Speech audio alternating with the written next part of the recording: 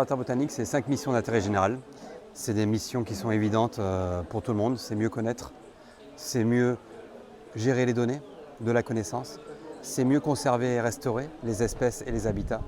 C'est à partir de tout ça, mieux expertiser le territoire, donc donner un appui à toutes les politiques publiques et évidemment former et sensibiliser la jeunesse, le grand public, à la fois aux problématiques de la nature et de la flore en particulier, mais aussi les former au métier de botaniste, d'écologue, etc.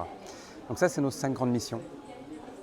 Le cœur, malgré tout, de l'activité d'un conservatoire, c'est la connaissance. C'est des botanistes qui vont sur le terrain, qui vont parcourir le terrain du nord au sud, de l'est à l'ouest, dans tous les milieux, pour avoir la connaissance la plus fine des habitats, de la répartition des espèces, de savoir si ces espèces sont en régression, en progression.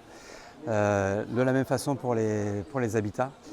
Et à partir de cette connaissance de terrain qu'ils constituent, ils sont en mesure ensuite de nous aider à produire des référentiels, des listes d'espèces de Guadeloupe, des listes d'espèces menacées, des listes d'espèces protégées, pareil pour les habitats.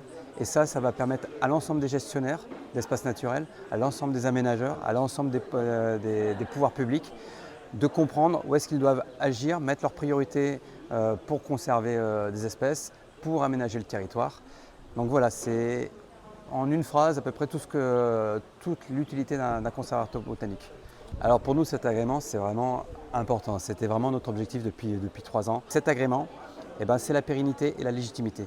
Quand on est agréé, on a des ressources de l'État qui financent une partie de nos activités.